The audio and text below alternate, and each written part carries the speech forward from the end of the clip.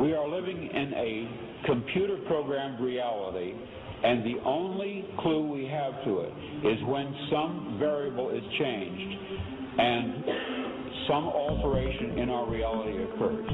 We would have the overwhelming impression that we were reliving the present, déjà vu, perhaps in precisely the same way, hearing the same words, saying the same words. I submit that these impressions are valid and significant, and I will even say this: such an impression is a clue that at some past time point, a variable was changed, reprogrammed as it were, and that because of this, an alternative world branched off.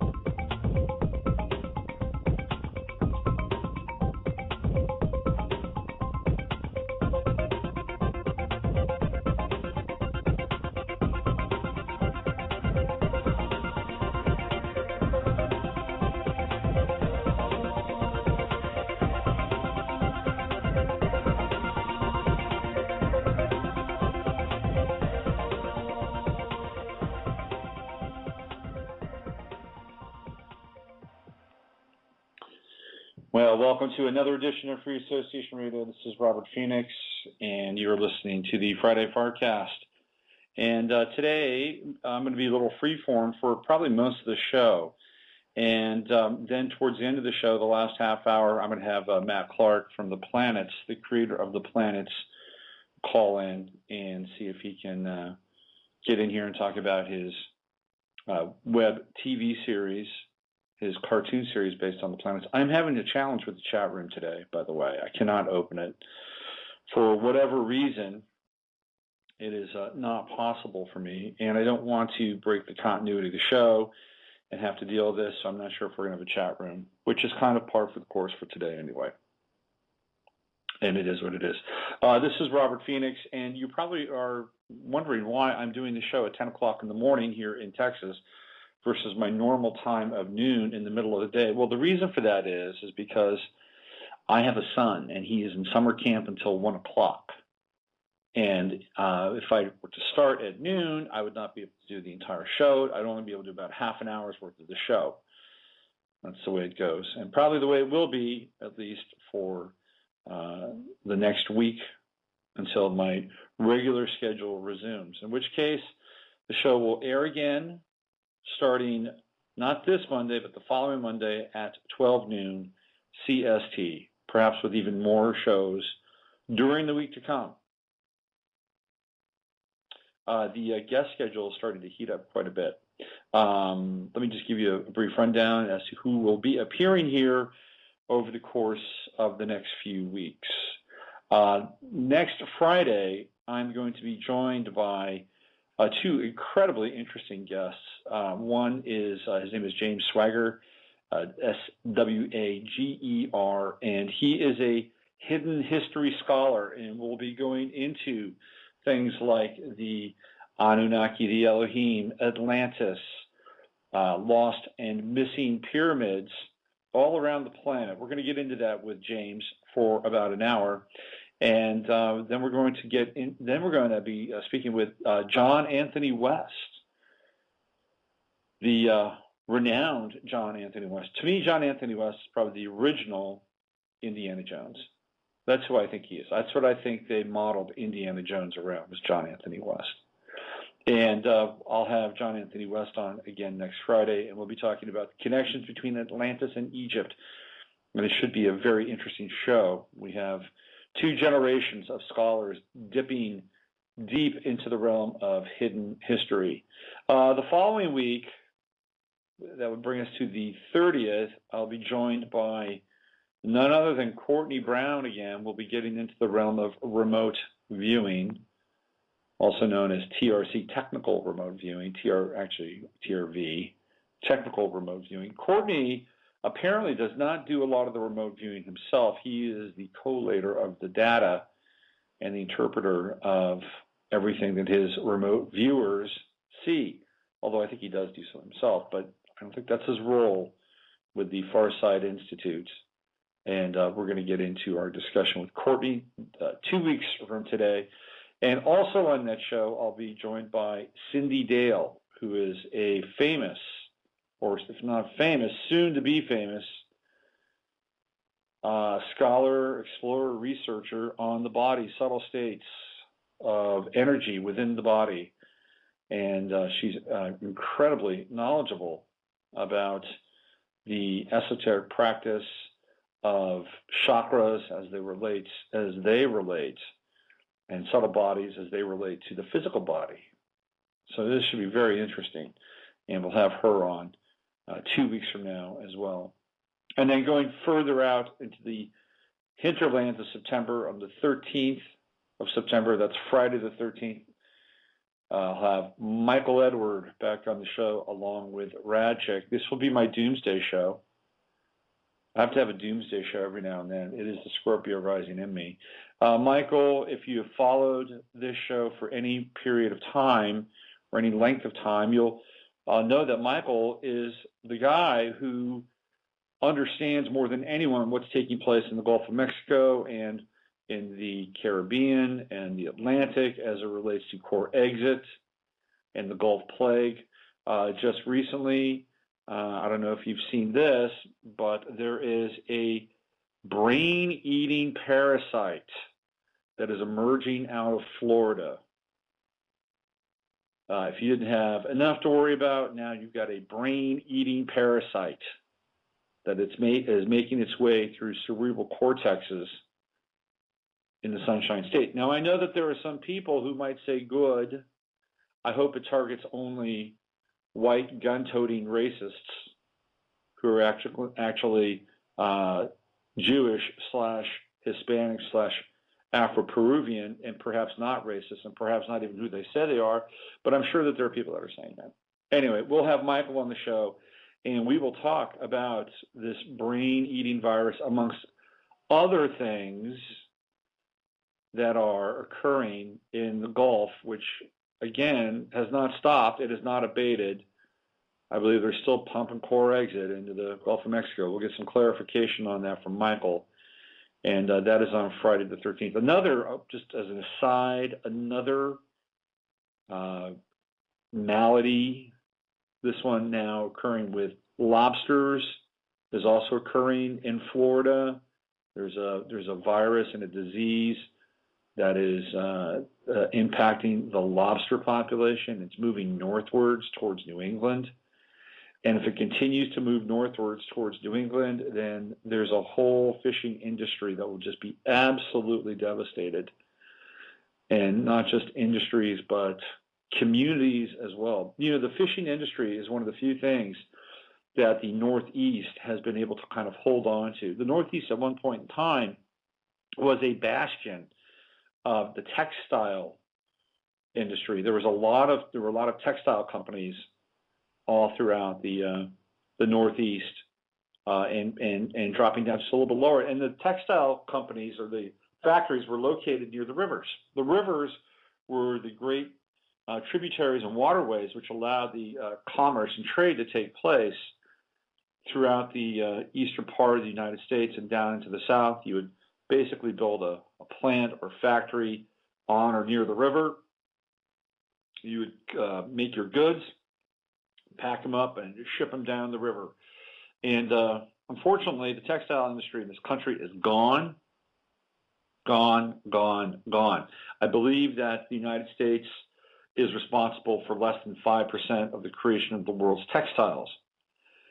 Of course, we have seen the emergence of China over the last 20 years as the textile giant, but that's changing now. It's becoming too costly and expensive to make goods in China, so you have countries like Bangladesh, Sri Lanka, Belize, and Laos, and Vietnam, and Turkey and even Egypt to some extent, emerging now as the new textile countries of choice because the labor is cheaper there. The slave labor is cheaper there, let's put it that way. I guess slave labor became too costly, too expensive in China. Can you believe that? That's just the way it goes. You can only have so much excess resources and abundance in one's society until no matter what happens, no matter how many controls you have, it begins to overflow and trickle out into the masses. Why? Because those people who run those factories, who run those sweat parlors in places like China and Hong Kong, and they make more and more and more money, and so they have to divest themselves and spend that money. So what do? They create other businesses. They buy things. The money gets put into the local economy. It's just the way it is. And now you have sort of the rising tide. It's not the trickle-down theory. It's kind of the rising tide theory. And sometimes the tide rises higher than others, depending upon how much is coming into the economy. So we have less than 5% of our textiles made here in this country. So the Northeast is dependent upon other industries, and the fishing industry is the one industry that has remained, for the most part, intact amongst all of the economic upheaval and change over the course of the last 25 years. And lobster is a huge, huge Maine lobster. It's big. If you want lobster, where do you go? You go to Maine, right? Or at least think of Maine lobsters. So if the lobster trade and other trade for fish in the North Atlantic becomes compromised by what's moving around from the Gulf of Mexico, the Caribbean, and up into the Atlantic Loop current, we have yet another economy that will be devastated by the result of it. And if not the economy, certainly the local citizenry and people around the world who feast themselves on Maine lobsters and other delicious creatures from the sea. So we'll have Michael on, and we'll talk about all of that. And then we'll also have Radchick on in the same show, and that's going to be very interesting. And these are the two, I think these are the two biggest events on the planet right now. It's the Gulf of Mexico, and it is what's happening in the Pacific with Fukushima. And if you are not paying attention to Fukushima, if you're not aware of what's happening, you are living under a rock, or you're in such deep denial that if you pulled yourself out of it, you would be in absolute and utter shock, perhaps paralytic shock, because the amount of radiation that is being unleashed from Fukushima on a daily basis is almost unfathomable. It's tons. It's tons of seawater. You see, they've developed, instituted, now since it's been about 2 years, they've figured out a way to continually pump seawater into the reactors who have melted. The cores have melted down in those reactors. And according to Arne Gunderson and some other people who are far more knowledgeable about this than I am, it will take thousands of years for those reactors to cool down. Thousands of years. This is even when the seawater continues to be pumped into it. Well, that seawater has to go somewhere. Where does it go? It goes back into the ocean. And Japan is completely and utterly unapologetic for what they're doing. And I don't think they have a choice at this point. I think they're probably, over a quote-unquote rock in a hard spot, whatever that means. But it's happening. It's happening to a great extent, to a large extent. And I think it's a planetary kill shot. I think that's what Fukushima is. It's not being discussed. It's not being talked about. And for good reason, the people that run the media don't want you to know about it. That's just the way it is, plain and simple. I have a theory that they have forms of bioremediation that can go in and take care of this stuff. And they can take care of it probably pretty quickly. But that will take place once a large number of us have exited this mortal coil, because that's what it's all about. Now, some people would say, well, why don't you just start a war? Why don't you just wipe everybody out? Because it's too destructive. It's too destructive. I think the people that are still human, that still have some say in how the world is going to look after 85 to 90% of the people are gone, they'd like for the resources to remain intact, because they don't want to rule over a planet that is completely devoid of any natural resources. Now, I'm going to go on the record and say that some of those people aren't even human, and they don't give a shit. And perhaps what they're looking for is a planet that has resources and an environment much more akin to the one that they've come from, or the one that they could actually do a lot better in terms of their own personal survival. Now, I'm not the first person that's thought of this. It's not an original thought, but it's something to be considered, obviously. But here we are. We're dealing with Fukushima, and it is an end game scenario. Every day, I'm not kidding you. I'm not making this up. I'm not over-exaggerating. Thousands of tons of radioactive water is being pumped in to the Pacific Ocean. And it's unfortunate. They're taking bonito tuna and they're pulling it out of the Pacific Ocean. And they're doing tests on the bonito tuna, and lo and behold, they have extremely high radiation markers. Gee, I wonder why. So if you are eating seafood, sushi from the Pacific, from California, you may want to reconsider that. It's just the way it is. I gave up my fish eating about 3 years ago. I try not to eat anything from Japan. That includes green tea. That includes kelp. If you want to get kelp, if you're looking for kelp to help you with your thyroid and to stay thyroid positive, I would look at kelp, dulse, any of the rich seaweeds and iodine-rich seaweeds, and I would look at the Northeast again for now, and also places like Iceland. Anything from Iceland, you can pretty much rest assured that it's probably better for you than perhaps some other places. You can go south of the equator and see if you can find kelp and seaweed from places like New Zealand and Australia. That might be helpful in terms of trying to steer clear of some of the radioactive volatility that is seeped into these products that we become so used to consuming. It'd be interesting to take a Geiger counter into a place like Walmart or Costco and start to do readings on the green tea from China. I might buy myself a Geiger counter. I think it'd be worth having just for kicks and giggles, don't you think? I think so. So anyway, we'll have Radchick on, and she'll be breaking down what's happening with Fukushima. And so between her and Michael, I'm sure we'll feel extremely cheerful and optimistic on Friday the 13th in September. Hey, look, if you're not informed and aware of what's going on, then how can you make choices based on what you know or what you perceive? Maybe you don't want to know. Maybe you don't need to know. But I don't think that that's the case. And I've talked about this before. When I lived in California, the predominant spiritual model in California was don't worry, be happy. The Bobby McFerrin model. I like Bobby McFerrin, by the way. He's a really cool guy. So that was the predominant model, especially in Marin County, which I lived very close to. People did not want to hear about darkness. They didn't want to hear about negativity. They didn't want to hear about the shadow. The only time they want to hear about the shadow is if it was their own shadow, and somehow justifying their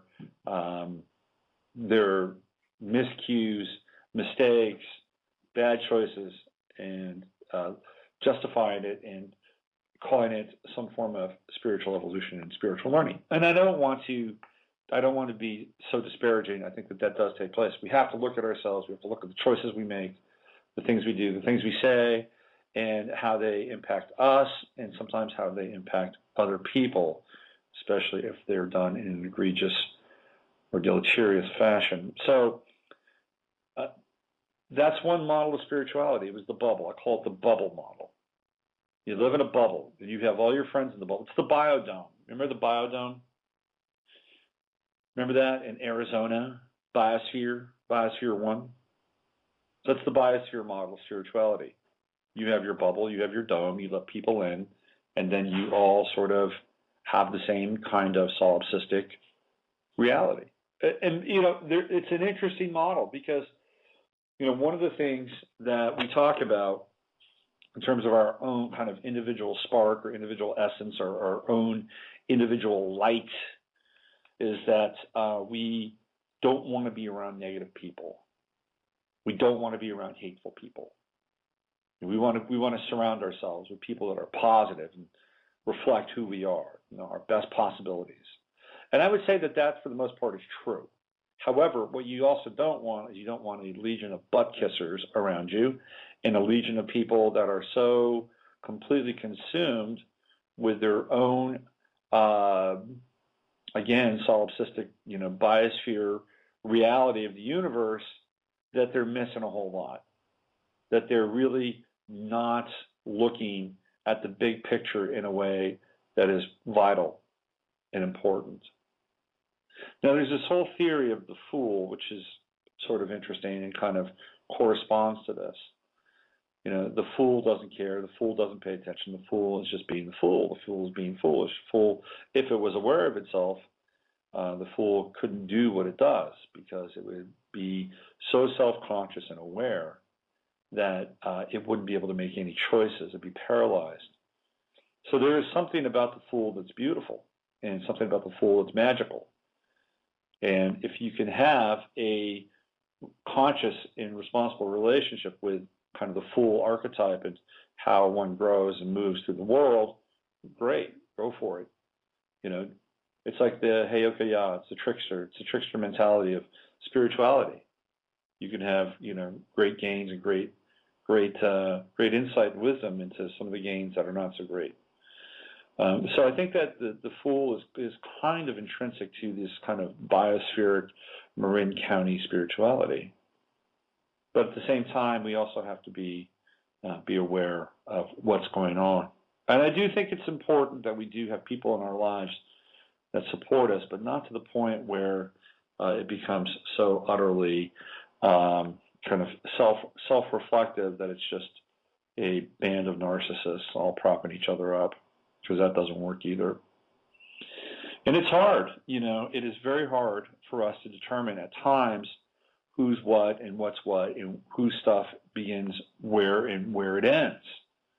And I think it's important to do, it's kind of like if you have a PC, you've got to run McAfee or whatever it is that you're running on your computer. You've got to do a virus scan every now and then.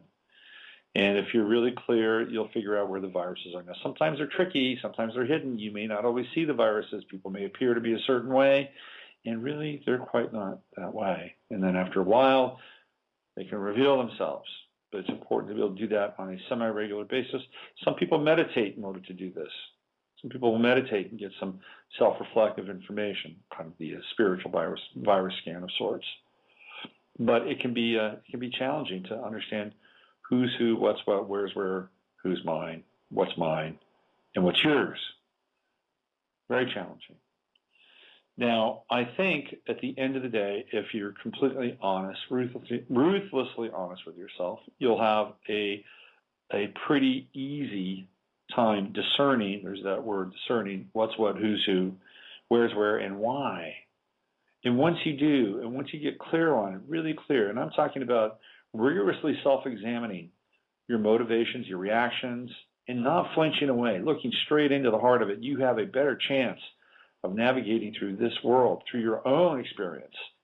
And then you can move it outwards and expand it into the world in general. And right now, we live in a world that is just fraught with illusion. I mean, it is just crazy what's being revealed now in terms of the dominant paradigm in mainstream media and even the alternative media. I was on Facebook the other night, and a good friend of the show, Sandra Sinar from, I think Sandra's in Tennessee. Isn't she from Tennessee or Arkansas? Sandra's in Arkansas. That's right, Arkansas. Anyway, Sandra put up a series of YouTube videos on her page, and it's called, if you really want to have a shocking, and I mean a shocking, look into what's going on behind the scenes, Go to YouTube and look up Slaves of Hollywood. You will not live your life in the same way. Trust me on this. You will understand where we are, what we're going through, and what's taking place on this planet.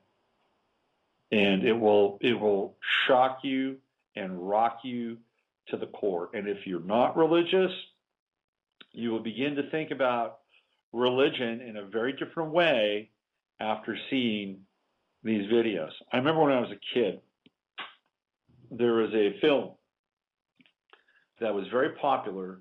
It was called The Switchblade and the Cross. And some of you might be familiar with this. The Switchblade and the Cross. And The Switchblade and the Cross was a film about a guy who goes into a gang, and some good things happen to him, and then some not so good things happen to him. At the end of the day, it comes down to the Switchblade or the Cross. Who's your master, right? Is it the gang? Is it the head of the gang? And the head of the gang is not the earthly head of the gang; it's the non-earthly head of the gang. Or is it Jesus, right? Who's going to be your gang leader? So we had that film. Then there was another film. I think it was Scared Straight. A little bit different. That was a 70s, 80s film, and this was dealing with guys in prison. You watch Scared Straight, you will begin to think. You begin to rethink your life of crime. So there are these films that come along, they kind of change one's perspective about, their own path, their own life, perhaps the world itself. Back in I think it was the 90s. In the 90s, they had those Kirk Cameron films. You know what I'm talking about? It was about the rapture. Tim LaHaye is the author, about being left behind during the rapture. There was another film that scared the shit out of people. But these are all kind of religious films. Now these films I'm talking about, they're short films, about 45 minutes long on YouTube. They do have a religious connotation, but you don't have to be religious in order to see what's going on. The person who's done them happens to be a religious person. And what's interesting about born-again Christians is that they have a real understanding about conspiracies. I think if there are two groups on the planet that understand conspiracy perhaps more than any other two groups, it's Muslims and Christians. They get it. They understand it. You go throughout the Middle East, so we're going to talk about Egypt a little bit here before the end of the show. If you go throughout the Middle East, you will find that people have been dialed into conspiracy theory for the last 30 years, probably since the early 1950s, certainly post-1948, correct? 1948 is when we have the official naming of the nation-state of Israel, and then after that, people began to see what was going on, and they developed a whole insight and a whole series of perceptions based on that. So they're very dialed in to conspiracy theory. The Christians are too. The Christians come at it from a different perspective in a lot of ways. How the Muslims come at conspiracy theories, they believe that the Israelis, the Zionists, the Jews, whatever label you want to put, they're the ones that are at the center of the mayhem and the chaos in the Middle East and most of the world. The United States is in bed with them and enabling them. That is their prima facie foundational conspiracy theory. That is their reality, and they've seen it over and over again. And I think if it was any different, they probably would have said something different by now. That's one man's opinion. On the other hand, you have the Christians, and they don't really get into that too much. What they get into is the satanic and the dark, demonic, and devilish side of things. Hey, there's Robert. We're going to have a guest here. It's one of my surprise guests that I've been talking about. This is Robert Bonomo, and he's an author. We're going to talk about his book. And good for you, Robert. Glad you're on here. Give me just 1 sec. Let me wrap up my train of thought, and we'll get into what you're doing and some of your thoughts and perceptions. Robert's kind of a last-minute addition. He's a listener and has been for a while, but he's also working. He's just finished a book. It's kind of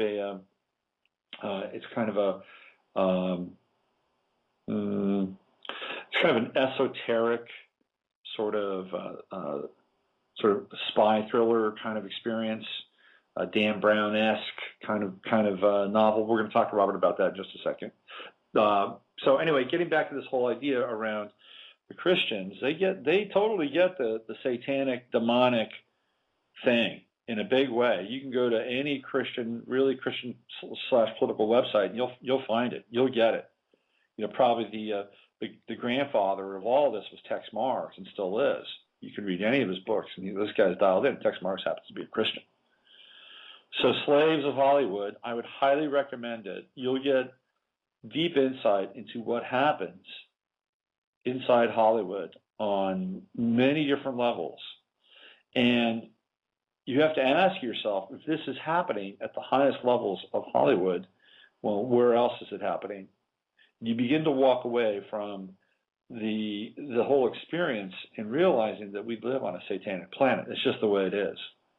At a super high level, Stanley Kubrick was trying to flesh that out in Eyes Wide Shut. In fact, I think he did a pretty good job of it, to be honest with you. Although he suffered a death, an untimely death, as a result of his expose. So, Slaves of Hollywood, check it out. Highly recommended, and it will enlighten you as to what's taking place and where we are. And the reason I bring it up is because this stuff is starting to come to the surface. It's starting to bubble up. We're starting to see it. It's called the revelation of the method.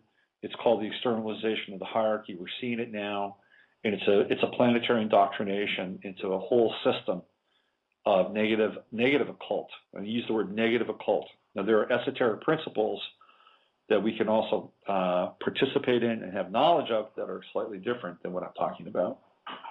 Maybe we'll get into that with Robert. But that's where we are, and it's getting tough. It's getting hard for people. It's getting very difficult for people to be here. I see it all the time. Trust me. I counsel people. I have people that come to me. I have friends. People are in crisis point 24/7 right now, 24/7. The needle is in the red. And if you want to be here, if planet Earth is a place you have any kind of investment in, either for your soul growth, or let's say your family is here, or let's say you love the food, or you love the environment, I'm going to tell you right now, you got to make a choice to be here. You have to make a choice. There is no more middle-of-the-road stuff.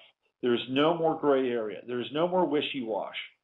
You either commit to being here and figure out how to do it, and figure out the emotional technology and the spiritual technology of how you want to do it, who you want to do it with, or else if you're not committed, you will be evaporated. Trust me. It's just the way it is. This is where we are right now. And if you're not evaporated by external forces, you begin to make choices internally that will move you in a certain direction where your soul will comply with you, and at some point in time, you will be erased. That's just it. This is where we are right now. So if you want to be here, make a choice. Make a choice, make a daily choice, and it's not easy because what you're going to see is going to be very challenging on so many levels. And I get people saying, I'm done with this place, I want out. Okay, well, then what you do is take responsibility for that. Get out of the country. Go move somewhere. Go somewhere else. Go to South America. Go to New Zealand. Go to Australia. Go someplace else. If you can't go there, I don't know what else to tell you. But this is a very challenging time, and if you want to be here, you're going to have to make a choice. Plain and simple. Floating along like a leaf on the river of life is not going to cut it anymore. You can't do it. Reality, as we know it, will not allow for that to take place and occur. All right.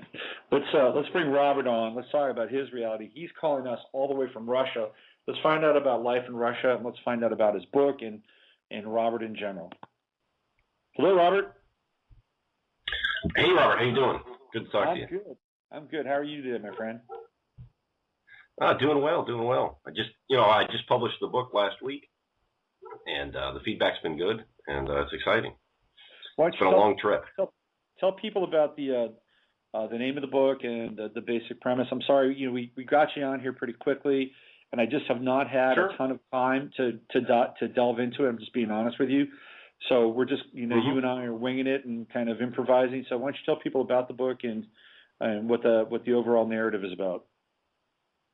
Sure. This is my fourth novel, and I guess what happened was a couple of years ago I was looking for a narrative structure, and I came across the tarot cards, and I know you're real familiar with them. You've talked about it a lot on the show, and so I took the 22 major arcana and said this is a great structure for a novel, and little by little, to understand the cards, I realized I had to understand astrology, alchemy, Kabbalah.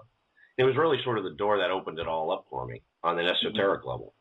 Mm-hmm. And so the novel basically follows someone who works in Silicon Valley, who works on the internet, and is interested in conspiracy theories.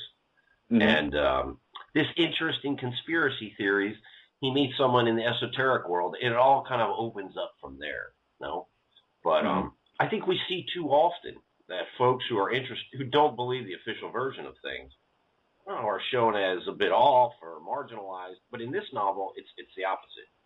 The interest in the non-official version is what opens it all up for the main character. Mm-hmm.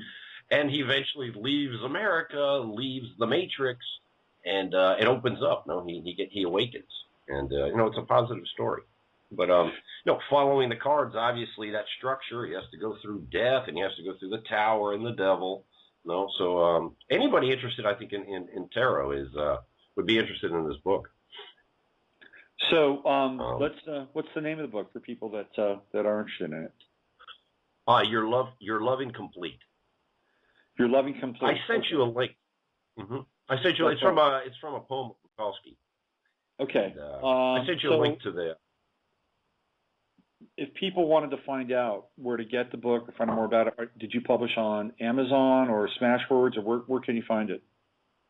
Yeah, you can get it on Amazon through the Kindle program, but unfortunately, you will have to pay for it. But on Smashwords, and I sent you the link from Smashwords, it's free download. Okay, so, there we go. So yeah, I would highly recommend folks get the free one. I apologize, Rob. I'm not a big fan of Amazon. I've been stacked up with basically childcare since I've gotten back from vacation. I just have not had time to really jump into it and get meaty with your book. So I'm assuming that there is some level of personification with the main character and yourself. I mean, it's hard for us to divest ourselves from whatever it is we're writing about. How much is of the main character is you percentage-wise? That's a great question. I think with all books, when you start, it's usually 100%. But then it's always interesting. The main character becomes somebody else. He starts saying things that I would never say, doing things I would never do. So as the book progresses, he gets farther and farther and farther away from me. But from just a practical standpoint, I did work in online marketing for a long time. So I understand that world. And I worked in agencies. I worked in marketing departments in New York and out in San Francisco. So yeah, sure, that the people are interested in that sort of the meat and potatoes of marketing. No, there's a lot of that technological sort of stuff going on. But also, I think what I love about your show, and I think your listeners, is the whole idea of the Matrix. Waking up to that, and especially the financial side. I mean, for me, I don't know about you, but for me, the day I understood how money was created, that's the day I'll never forget. I remember thinking, oh my God, this is just one big, the Matrix does exist, and it's, I think the core of it's the financial side. Yeah. So if you think about what we most want in this society is money. There's nothing people want more than money. But how many people understand how money is created?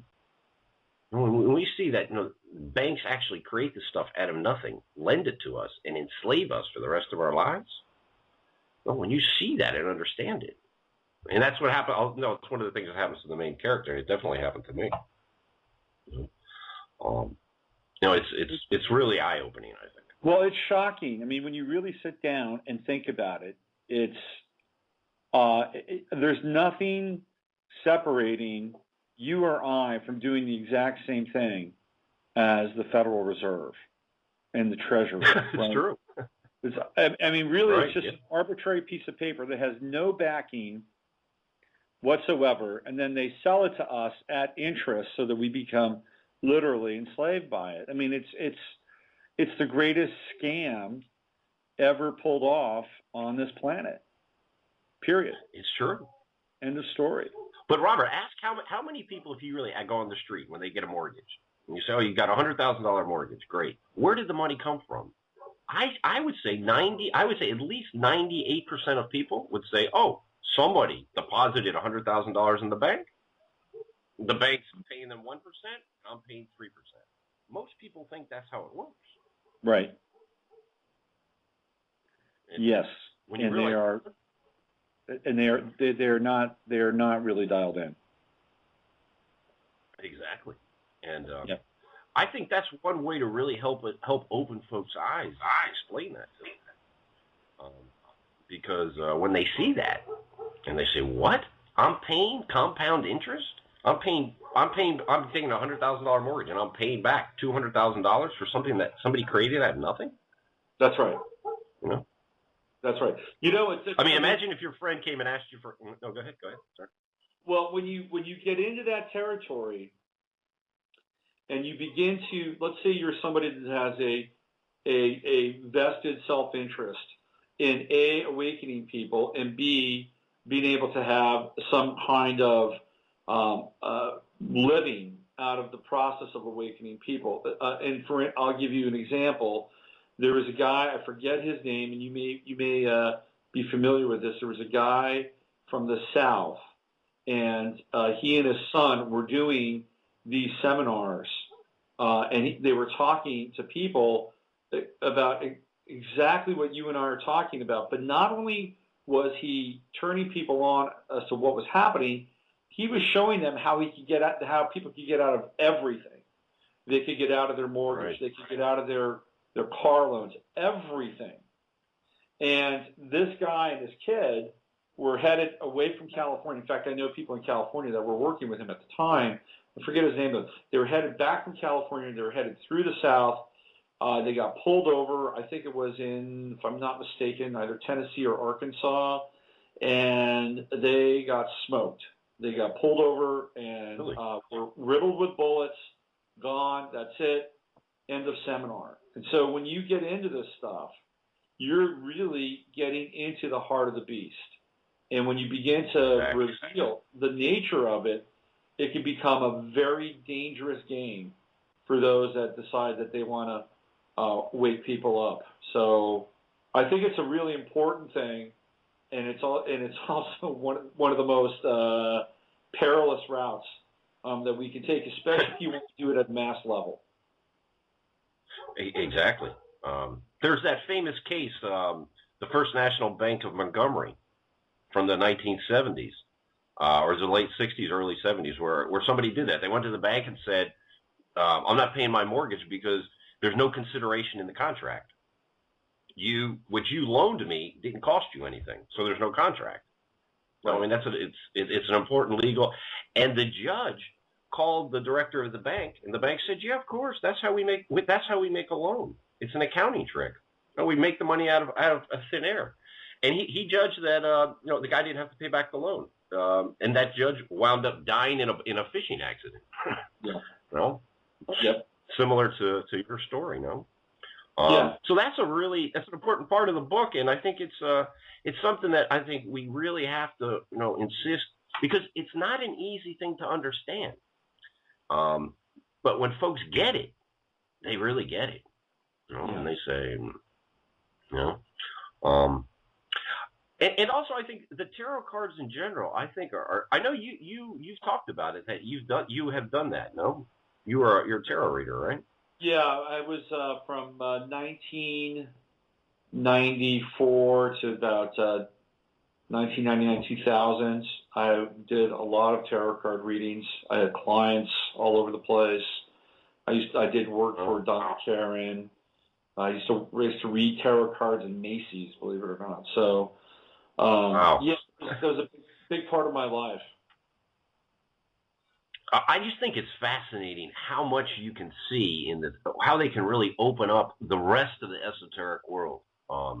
Because the more there's a famous line from Carl Jung, the psychologist. They asked him if he had to go to a desert island, what would he take with him?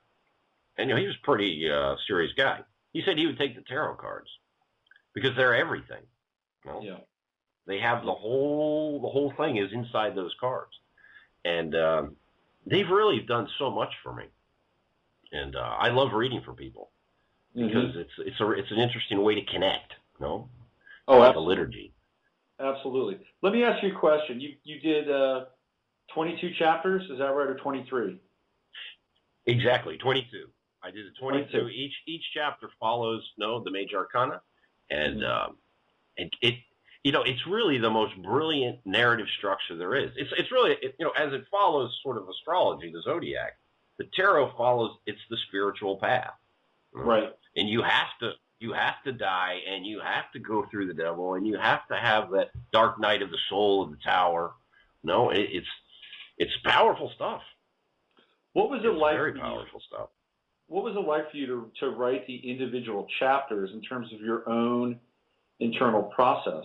Because when you get into this stuff at a deeply archetypal level, it takes on a life of its own, and it's almost impossible to divorce yourself from whatever energy you're translating at that time. So when you get into a chapter like the Devil, or you get into a chapter like the Hanged Man, what was that like for you? Mm-hmm.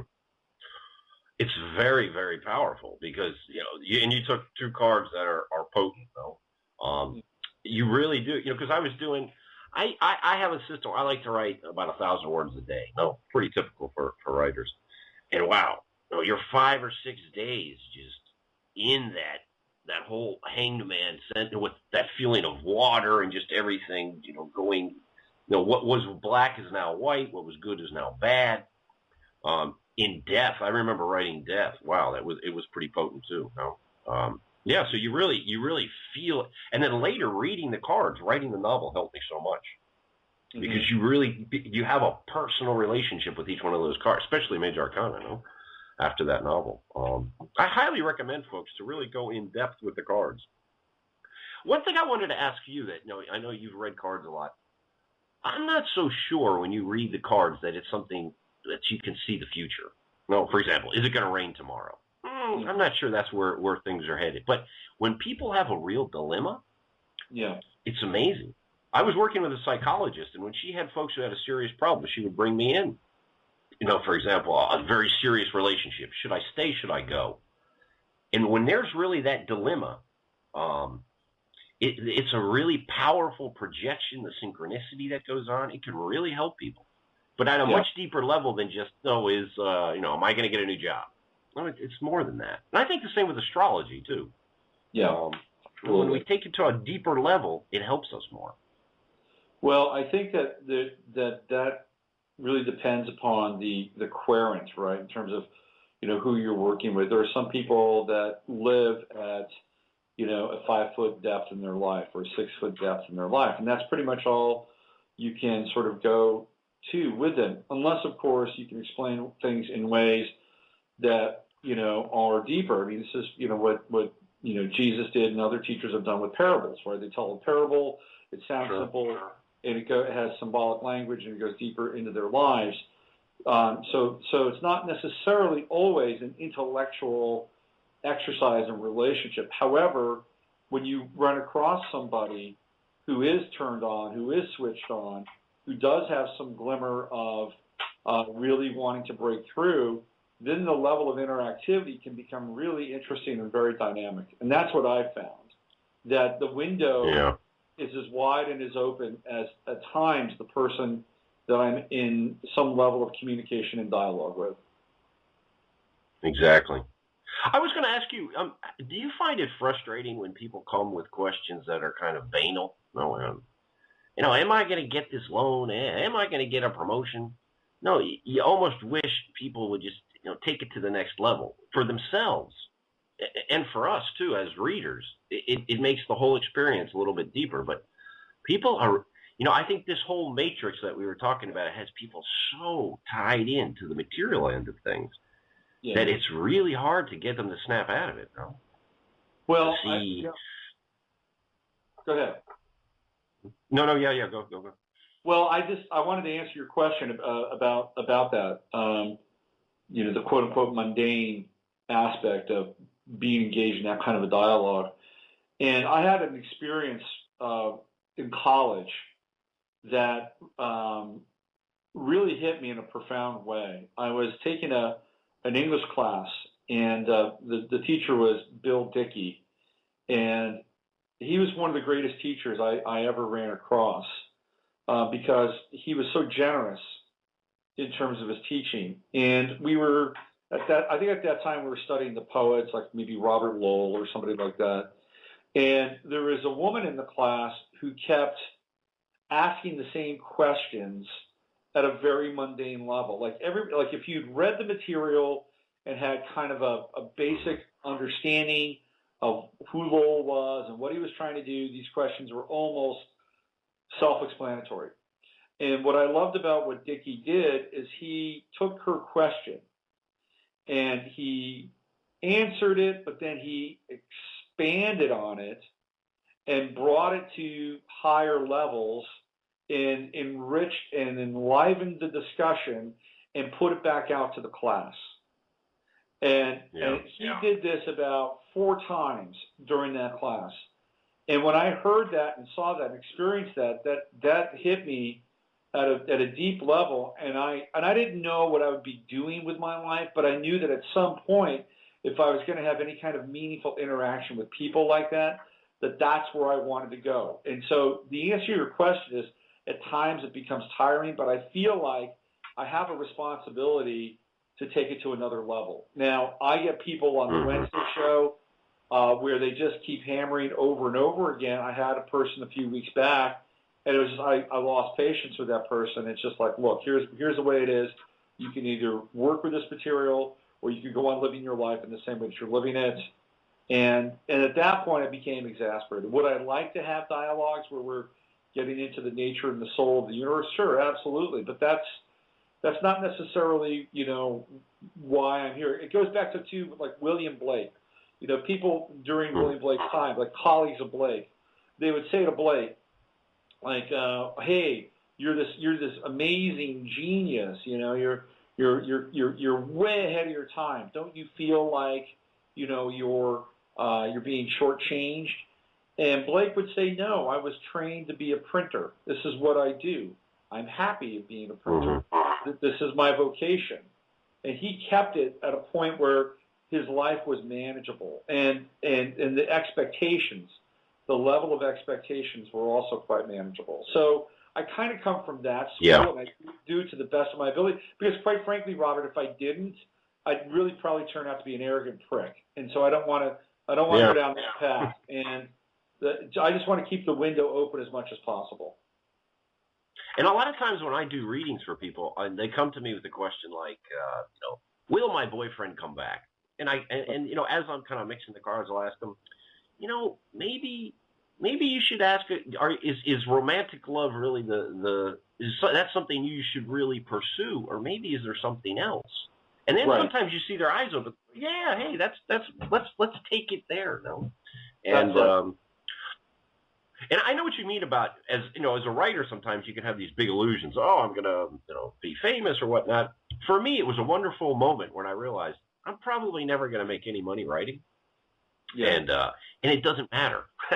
I can write my books. I can love writing them. I can publish. Today, 20 years ago, if I wanted to get this book out, it would have been impossible. Right. I mean, if the main publishers and the New York agents weren't interested, I had no access to distribution. Now I can write a novel. I can get distribution across the world. I can go on a program like yours. Folks can go get the book. I'm grateful for this, and it's wonderful. And I make my living another way. I mean, I don't live off this, and I probably never will. But that's okay. It's not a problem. Right. And that's a great feeling when you just sort of liberate yourself from that idea that you have to make it. Hey, write your books. Yeah. And you have to plug. And I'm loving life. I'm really happy. I don't have any frustration with it.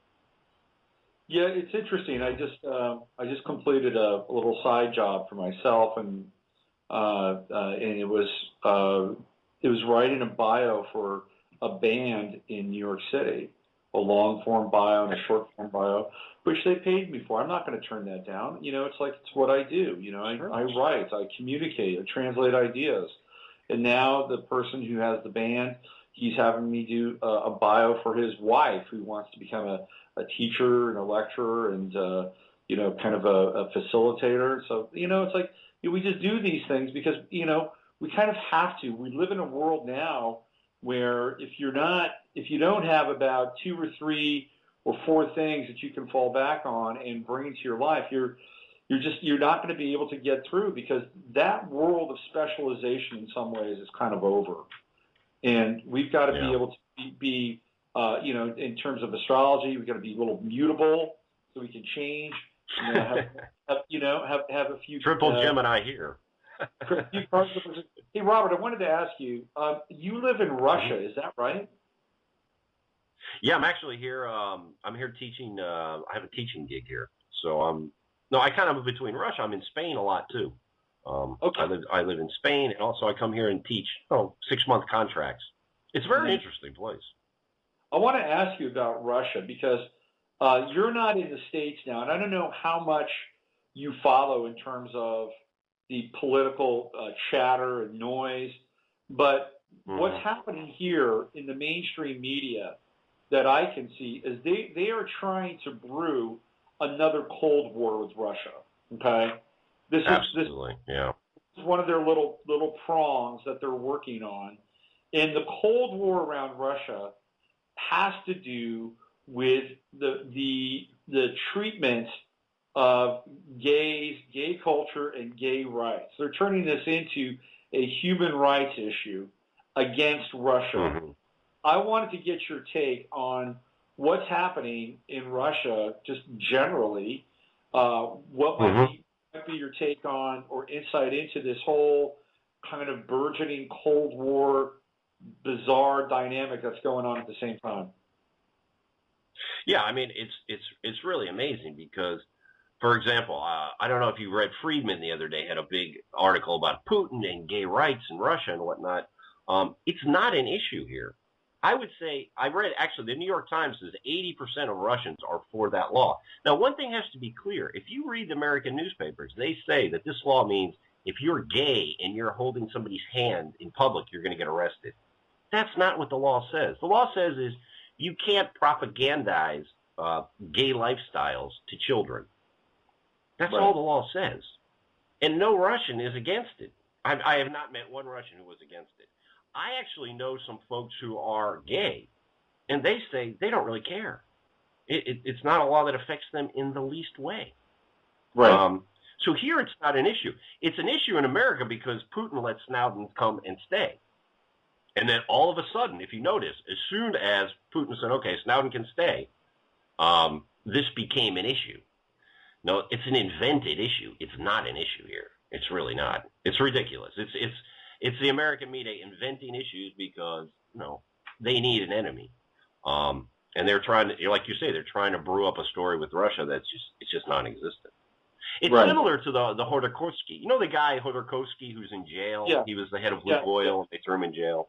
If you read American media, they never talk about how Condoleezza Rice was working with him, and the CIA was basically pushing to have him become the prime minister.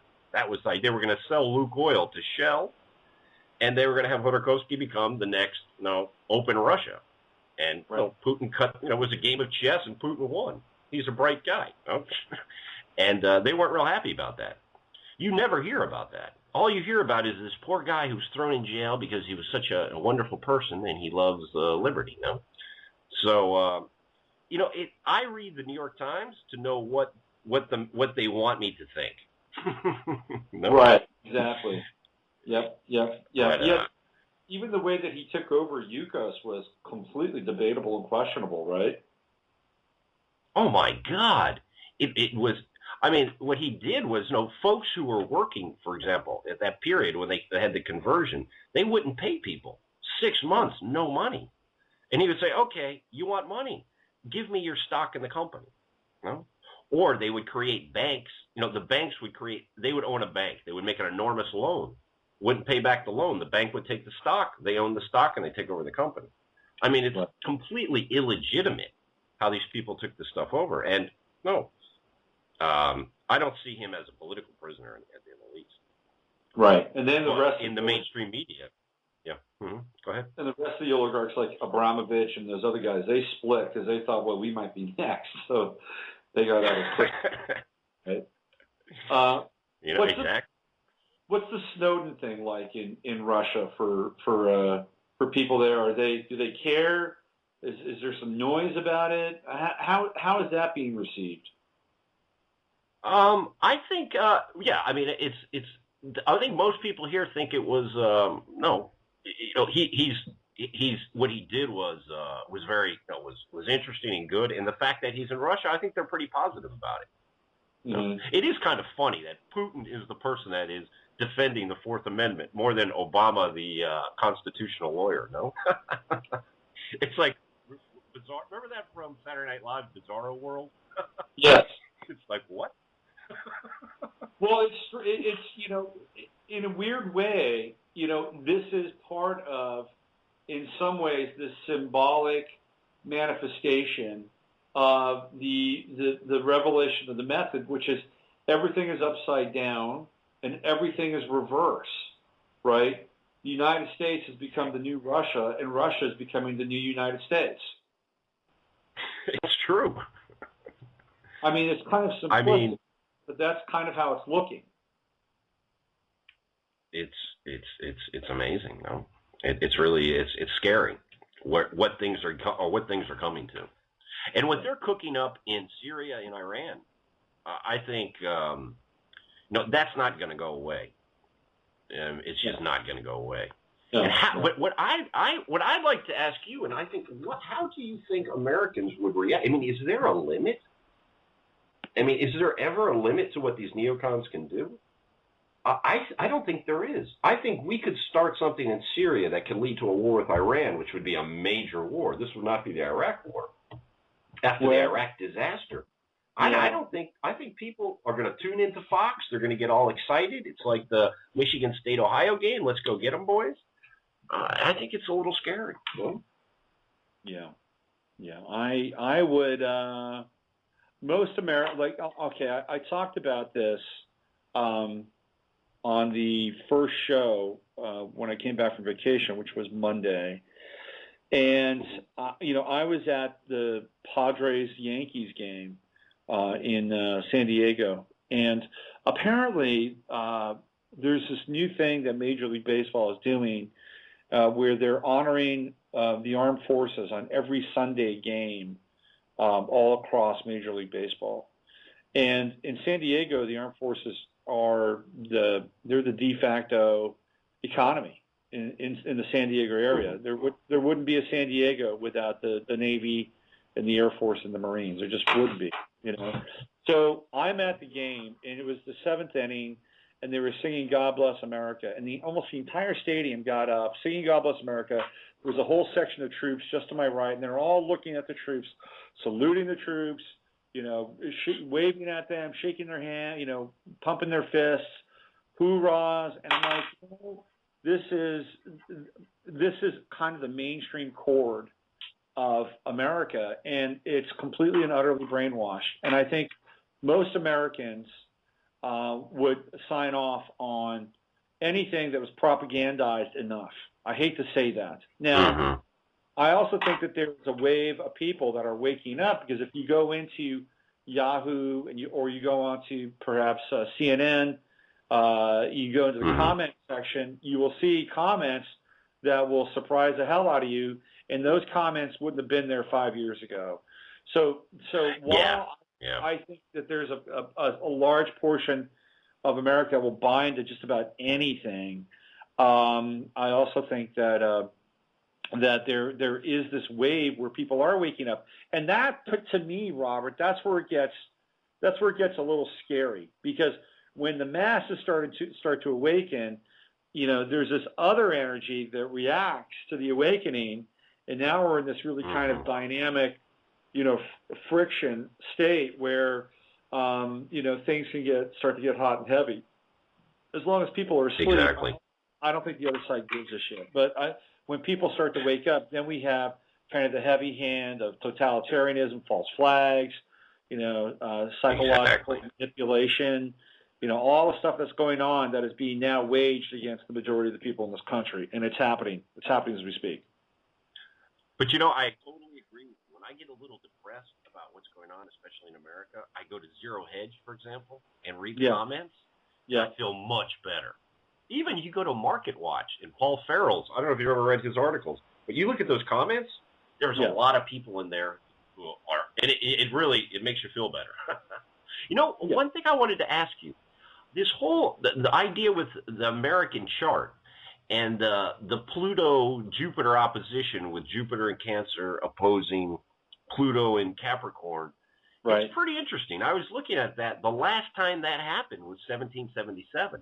And obviously I think that dynamic is going to play out in the next couple of years. I have a feeling it's the things I know I've been saying this for a long time, and we all have, but I really do think things are coming to a head, especially for America, and relatively soon.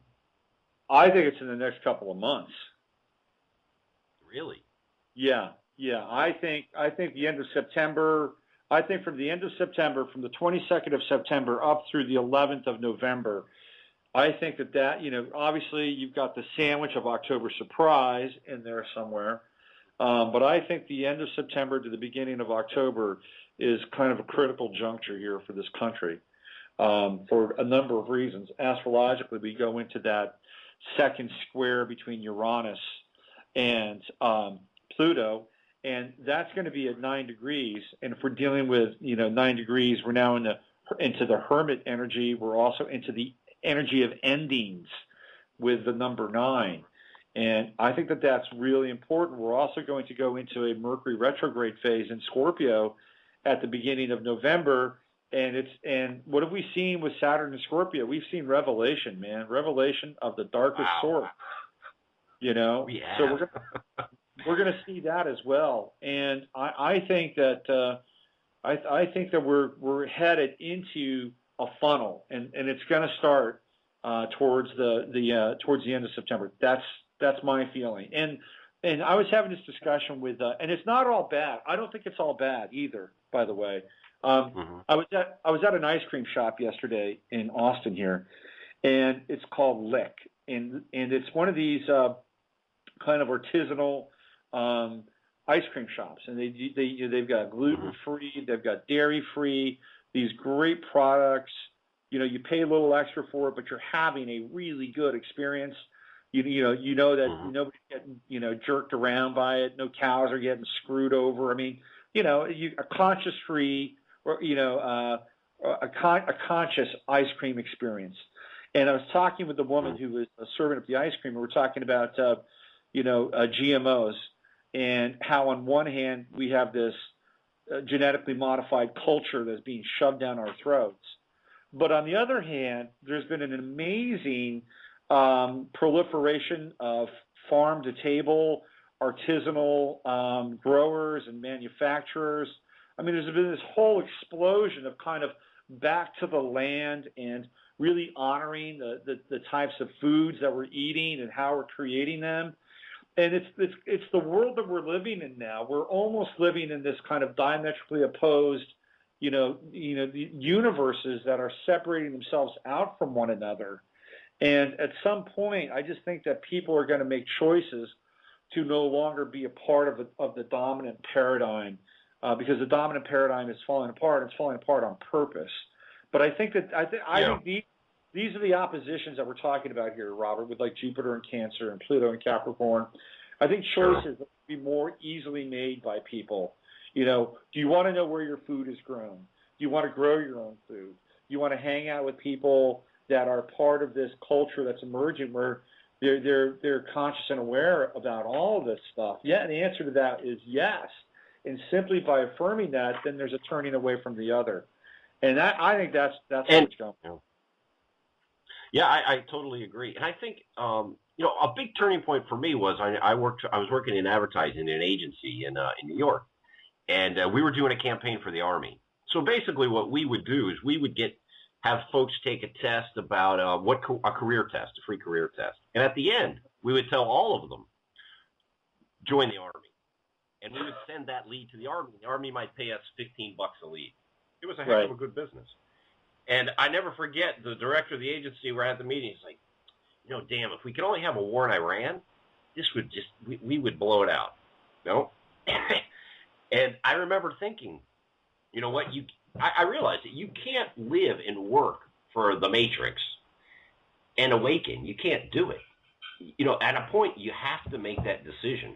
Say, am I going to stay and sell my soul, or am I going to leave? And you have to go through that death card, and then you have to go through the tower card. But you have to make that decision. And I think, like you said, a lot of people are making that decision. They're saying, I'm just not going to go and work for Google or these folks who are just, it's you either work for the Matrix or you fight the Matrix. That's the way it is. Yeah. And there's a lot of people that are waking up to it.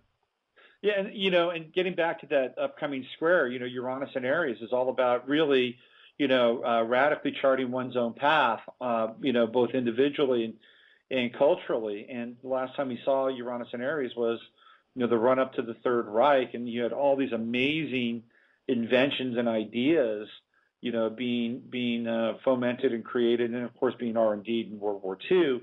But it was we're living with that kind of energy, but we're living at it from a completely different level, a completely different perspective, and the consciousness of the individual and the collective is also much different than it was during that time. So I think that we can have, as much as we might lament the introduction of drones into the domestic skies of this country, and they're here already, by the way. On the other side, there are other people who are doing, really interesting homebrew technology stuff in their own way. And I think that that's just the nature of the universe now. And when we get into this square in November, again, the number 9 is a big deal, because when you look at that Hermit card, it's a turning away from the world. And 9 it's going to be 9 Pluto, Capricorn, and 9 Uranus Aries. And there's an end of a cycle during that time. And I think you're going to see people who are just going to throw their hands up in the air. You've got levels of student debt that are astronomical. You've got, the interest rates for mortgages are starting to go back up again. The Fed might raise its interest rates. I mean, I think that people at some point are just going to say, fuck it, I'm done. We're going to do something different. I don't know what that different is, but it's better than the hell that we know now. And I think that that's where this is headed. And also that Pluto in Capricorn. I mean, the last time Pluto was in Capricorn, we had the French Revolution. So, this correct. That's right. It's Pluto in Capricorn is some heavy stuff. And I really, really think, when you look at the financial markets, what the Fed is doing is unprecedented. I mean, I couldn't believe it today. I go onto the financial media and I see markets plummet. Too many people got jobs last month, so the financial markets, crash. I mean, that's the level of absurdity where we're at. The financial markets are afraid if unemployment goes down too much, they're going to start to taper and stop printing. So the markets crash. So basically, our stock market crashes when people get jobs. Yeah. That there's something wrong with that. Well, it's not just morally or ethically. It just makes no sense. No, it's utterly insane, and it's interesting that you bring that up, because, for years I would watch the market, and just to try to understand, where it was trending and stuff like that. Not that I play the market, but I was just trying to understand it. And what I started to see, especially like in the mid '90s up through the early 2000s, was that the market was tied to some kind of global drama. Some kind of global theater. Mm-hmm. that if the chairman or the vice chairman in China, had gas one day at the G20 or the G8, then the market would go down. Or there would be some kind of ripple effect, kind of geopolitically on a global level. And I would see that. I mean, well, the market is so shaky. How can you tie your life savings to something that's that is so dependent upon what happens, 10,000 miles away, and is completely unrelated to whatever it is you're investing in. Everything was just this domino effect. And then I saw just over the course of the last 2 or 3 years that had gone away. That even when, when Cyprus was in its big wobble, the market was not really impacted all that much. And I thought something's up here. Something is up here. They've decided to change the rules of the game and what impacts the rise and fall of the Dow. And now, obviously, it's positive economic news that impacts the Dow downwards.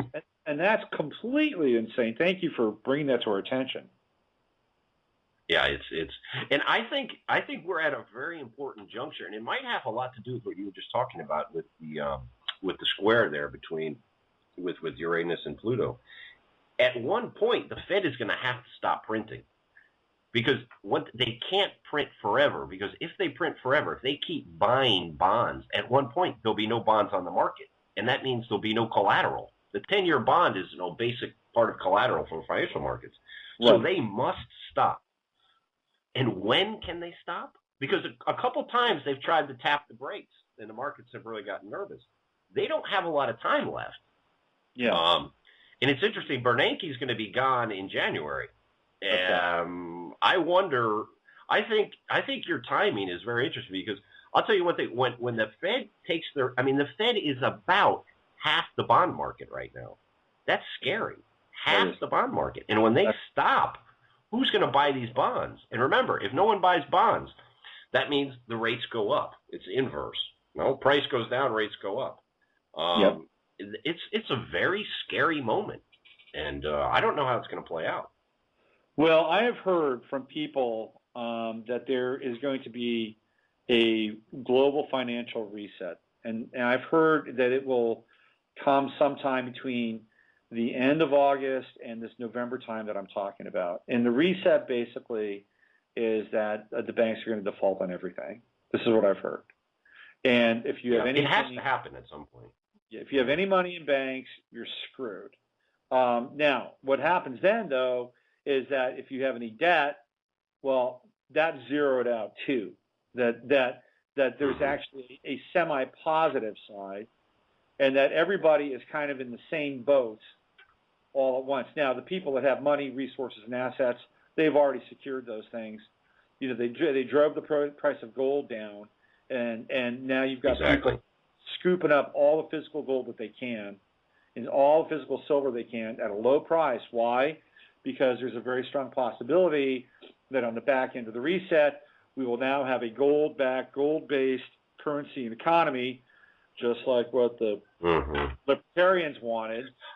And unfortunately, if you hold gold now, there's a chance that your gold will certainly not be worth as much. Your gold might just be worth a straight dollar or whatever that is when it's determined, right?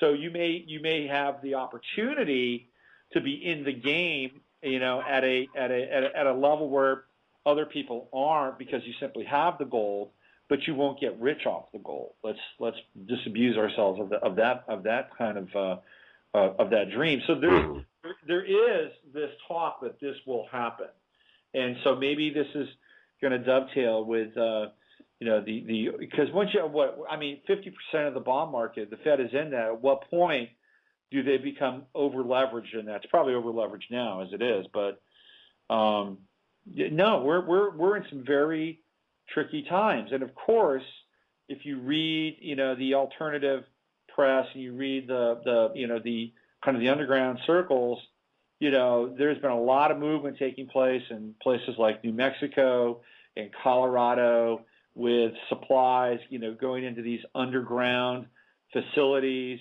It's like the elite are getting ready to bunker down. That's kind of the buzz that's taking place here, and has been for a while. If that's the case, then what are they bunkering down for, right? And I agree that move in gold was bizarre. It was just the straight and one. And what does that show? That shows that a lot of folks don't realize that the price of paper gold, gold is leveraged about 100 to 1. If one day everybody who owns paper gold, like through ETFs, said, okay, I want my gold, 1 in 100 is going to get their gold. So they drove the price of gold down, selling paper gold. They don't own the gold. They just sold it. They shorted it. It was a naked short. Everybody knows that. Another interesting thing I read today, 60% of real estate deals in America are cash now, compared to 20% in 2004, 2005, which means what? It means big money is going out and buying real estate, left and right, with cash. They're unloading dollars and buying real estate. And, I've learned recently, and I've learned the last couple of years, you got to pay attention to what they don't talk about. What they talk about is always a diversion. Mm-hmm. What they don't talk about is where the news is. Yeah. And something is definitely going on. Yeah. Yep. What? I would agree.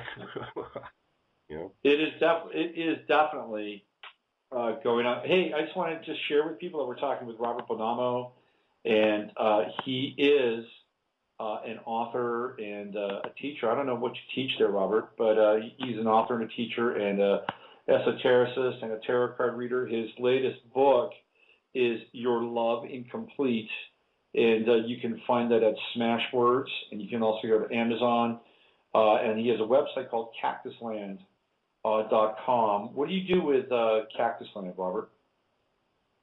I was doing that for a couple of years. I was mostly blogging about financial topics, money.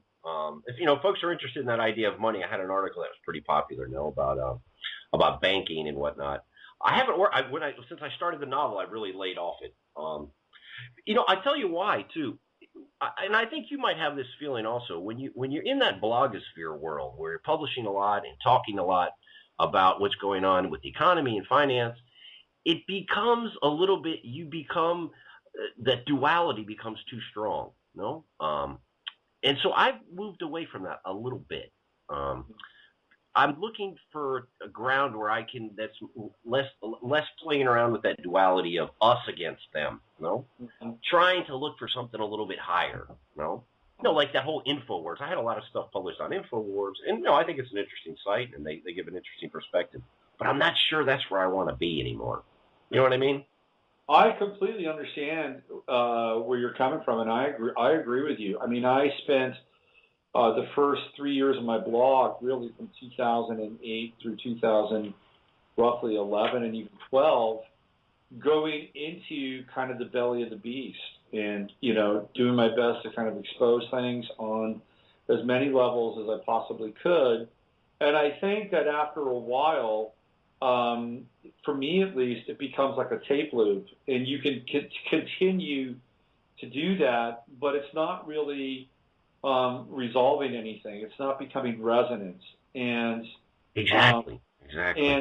And I think for me now, I it's like I like to have people like you, and my next guest will be on in about 7 minutes, Matt Clark, on, because you're creative. You've just finished a novel. Matt does YouTube videos and cartoons and brings, kind of a sense of humor and kind of respite to people's lives. And I think that that's where we need to move. And this is where I started the show, Robert. It feels like this has been a necessary phase for us, that we've had to go through what I would call an endarkenment, that we need to mm-hmm. see who's doing what's going on. And when I was watching these videos, you weren't here for the beginning of the show. I talked about this series of videos on YouTube called Slaves of Hollywood, and it's incredibly dark. And when you get into really the dens of depravity around this stuff, I mean, it's almost paralytic as to how deep and how far and how nasty this stuff can get. And this is part of our world. This is the world that we're living in. But I think at some point we have to make a choice, and that choice is, we will affirm life and we will affirm our love, and our connection with one another in a sacred fashion. And I think that that's the movement now. I think that that's what you're talking about. That's where I want to go. I think that's where other people want to go. And we're not doing it from a place of just sticking our heads in the sand and saying love and light, rainbows and unicorns.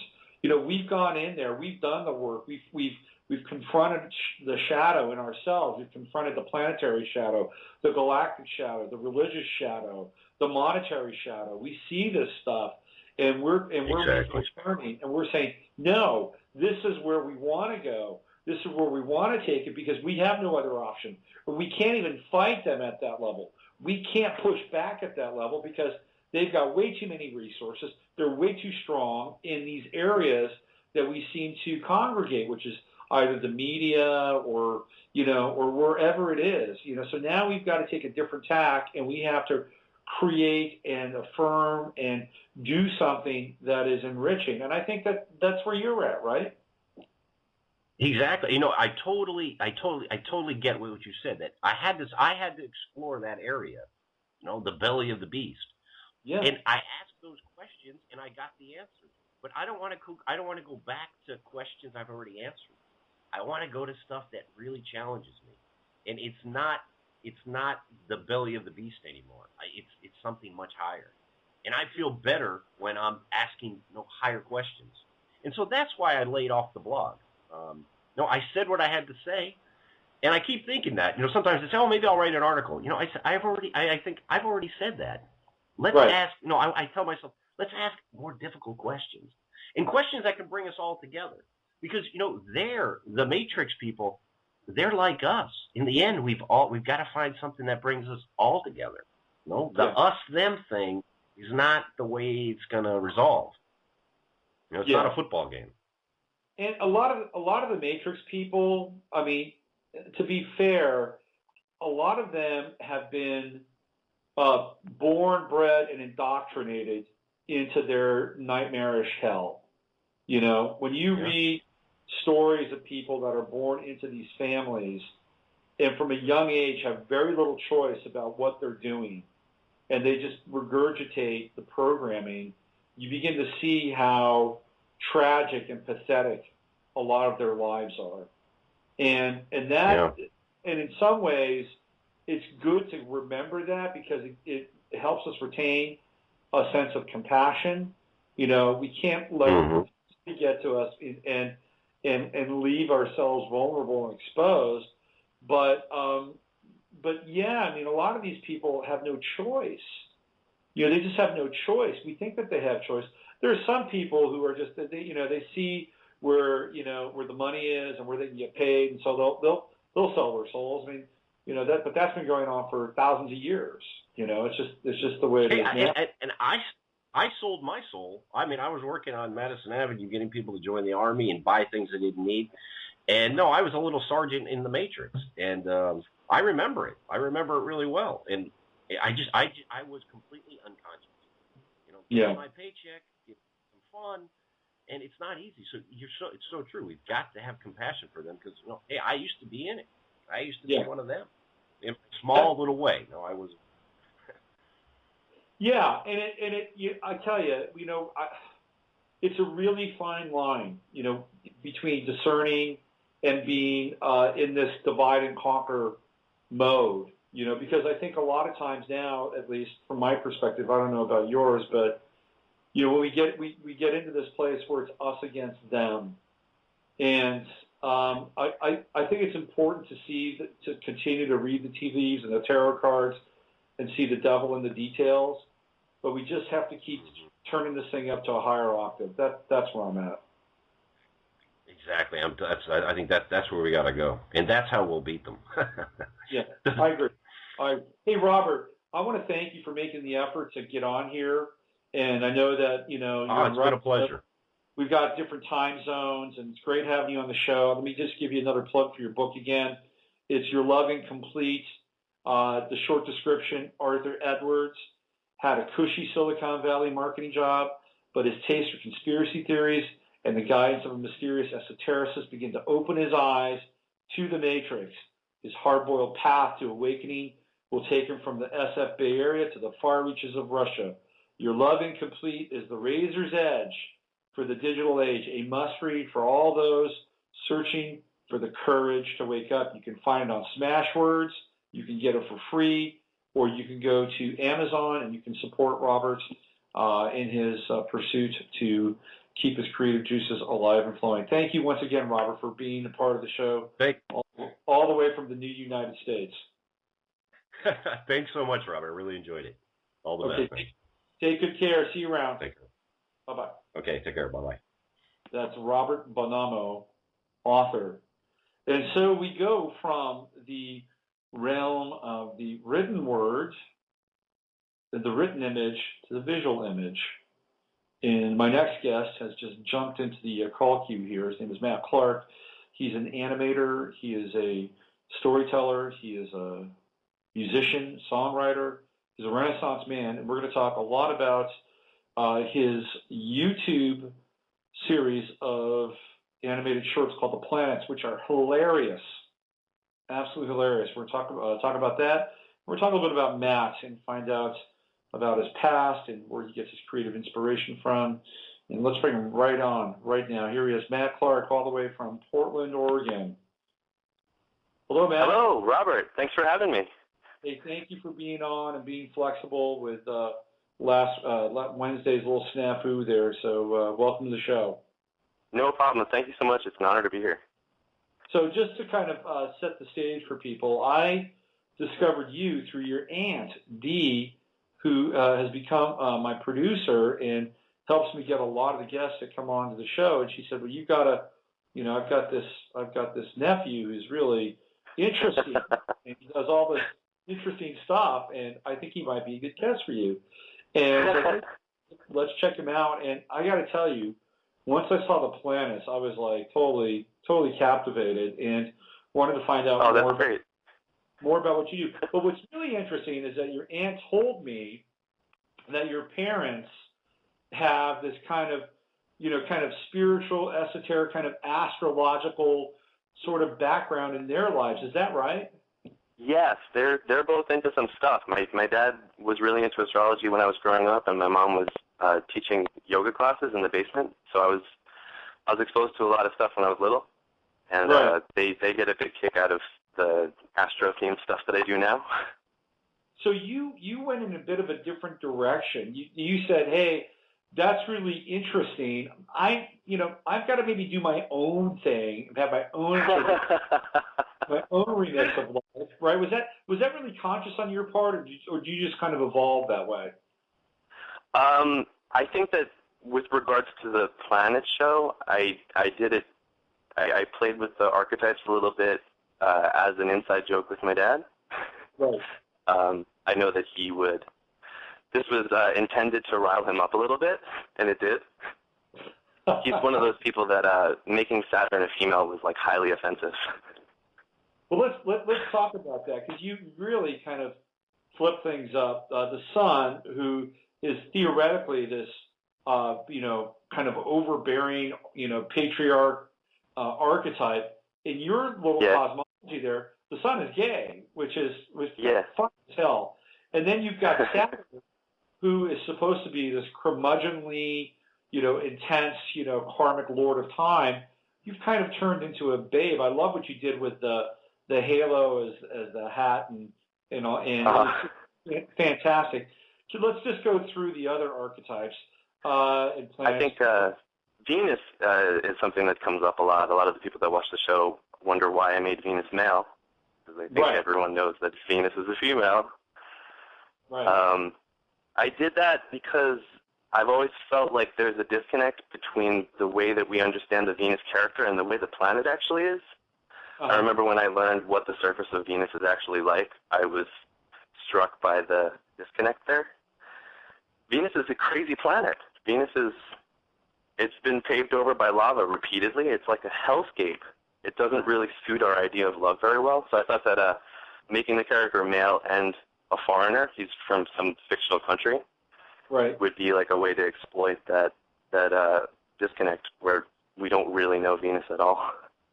Well, it's fascinating that you say that too, because in our culture, the one planet that we tend to focus on outside of Earth the most tends to be Mars. That's true, yes. Mars. We've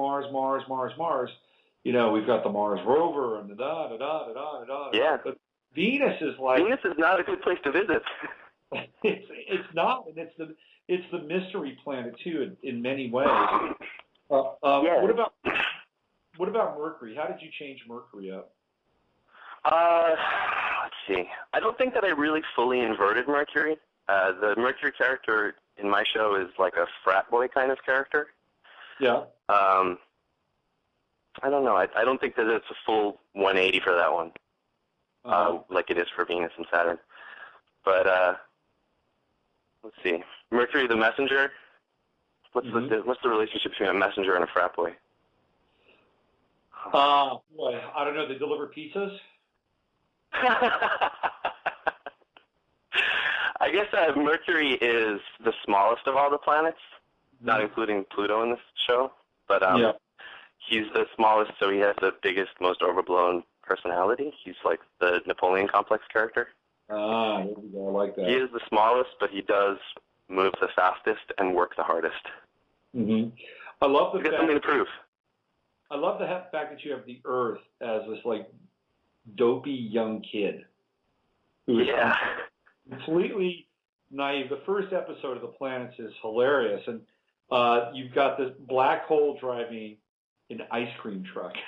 It's just great.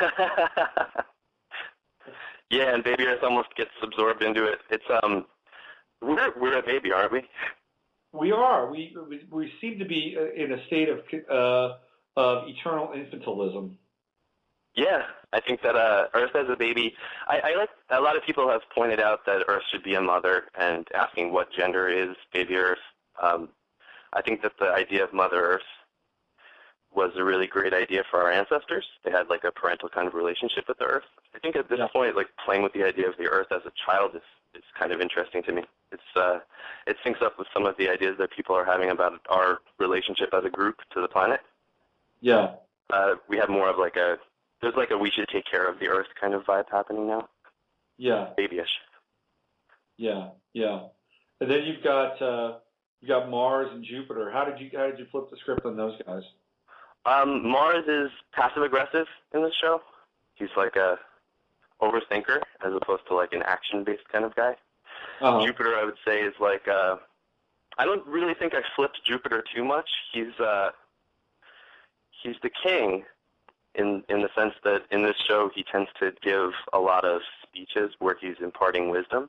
But like I guess the statement about kings that I would make with this show, or leaders or whatever, is that Jupiter is the leader character that doesn't follow his own advice. He's very wise when it comes to telling other people what to do, but he doesn't actually do it himself. Which ironically, kind of, that's very Sagittarian. That's what Sagittarians do, by the way. Huh. Interesting. Yeah. The disconnect between the wisdom and the practice? Yeah, because Sagittarians are very good at telling other people what to do, but they never follow their own advice. Well, that's Jupiter. In the show, Saturn is female. She's I guess I did that because she had the ring and it worked really well as hair. That was simple. Yeah. In the show, we call Uranus, which drives a lot of people crazy. Right. This is to exploit the Uranus joke as many times as possible. Right. We've made whole episodes out of that. And Neptune is like a old, kind of like the dude from Big Lebowski, like an old stoner rock and roll guy. Right. Just like chilling. Yep. And yeah, that's pretty much it. And they just kind of hang out in space, having little adventures. And the original concept for the show was that it was actually going to be a reality show, and they were going to vote other planets off. This was going to be the joke about Pluto not being a planet anymore. Right. But that would have limited the scope of the show, so we just decided to keep everyone around. Now, how many episodes have you done? We've done 20 so far, and we are maybe going to do a third season of another 10 episodes. I had somebody, one of my listeners, ask me about, well, where does this air and why is it here? They were kind of confused as to, why is this not on TV? Or I said, well, this is the new medium. It's the new media, and this is how things kind of get incubated in some ways. I guess the big success story that a lot of animators follow is the annoying orange Yeah. A lot of people are comparing planets to annoying orange. So I guess circles. Are you hoping to kind of get this uplifted to Nick or Swin or some venue like that? I'm hoping that this show continues to get made. Wherever it gets distributed I don't really have specific hopes for that. I did show this show to Cartoon Network before I sold it to the people that bought it, and they weren't interested at that point. Maybe they'll be interested now. Who knows? I know that the YouTube channel idea is an effort to try and legitimize YouTube as like a new kind of TV by getting content that's specifically for YouTube. So this show is like an experiment in having a mini channel with a mini show on it. And I think it's cool. It works pretty well. It's a good format. I would hate to have to write a full half-hour show. Yeah. Writing a 4-minute show is more humane, I think. Yeah. My son and I watch a lot of cartoons together, but the ones that we really like are the ones that are kind of the smaller formatted ones where they will split the show into maybe 2 or even 3 episodes depending on the show. We love Adventure Time, and we're also really into this show called The Regular Show, which I think is absolutely brilliant. I love both of those shows. Yeah, those are our default default Cartoon Network shows. I wanted to ask you about in terms of your own creative process around this. What do you do to keep yourself kind of inspired and almost childlike or kid-like in terms of being able to find the inside joke or the pun or whatever it is that you need to do to come up with this on a fairly regular basis? I have a wonderful wife, and we joke around a lot. And I have 3 wonderful kids. We joke around a lot, and the relationship that we have as a fivesome produces a lot of ideas, and it keeps me kid-like. Yeah. I work from home, so I'm with the kids a lot, and I will run ideas for shows past my daughter, who does the voice for Baby Earth, and I'm kind of collaborating with a 6-year-old on the show. That's awesome. It's really cool. It's been a great experience. And my wife does a voice every once in a while. My son Peter did a voice. It's really cool. All friends and family are doing voices. It's like we have 1 or 2 professional comedians that's doing voices for this, and the rest of it is just friends, family, neighbors. It's cool to be able to administrate a project like this where I can choose to give people opportunities that they're not really looking for. A lot of these people are not real voice actors. They're not out trying to get jobs. So there's an opportunity to do something really fun, go into a studio and see what your voice sounds like when it gets cut with everyone else's voices, and it's magical. Very cool project. Yeah. One of the things I think, at least in my life, and I know a lot of people listening to the show aspire to, is to be able to do exactly what you're doing, to work for yourself, to be creative, to enjoy, have fun, and make life this really interesting and novel experience. At what point along your life did you say to yourself that this is what I want to do, and what kind of steps did you have to take in order to continually do this and reaffirm it and have the courage to kind of chart your own path in this way? I think when I was in college, all throughout my childhood, my mom would say, follow your bliss, follow your bliss. When I was in college, she said it to me again, and it really clicked. And I got out of college quickly. I went to Binghamton, SUNY Binghamton in upstate New York. So I left a year early and completed my studies at home, and started drawing because that's what I like to do. And I guess this was right around the time of September 11th, and that was a transformative experience for me. That really hit it home in a major way that I'm only going to do things that I want to do. So that was when I was young. As I've gotten older and had kids, at this point, there's really nothing else that I can do. So I'm locked into this kind of life. Yeah. And it's not easy. But I think that it's a good kind of dream to have. And the struggles of trying to make it are worth it to have a good narrative in your life. So September 11th was obviously kind of an all-in moment for you? I mean, you saw what was happening, and you said to yourself, okay, I'm going to do what matters. Is that right? Yeah. I just that's when I realized that anything could end whenever. So like a carpe diem kind of experience. How old are you? I was very close to it when it happened. So it hit me pretty hard.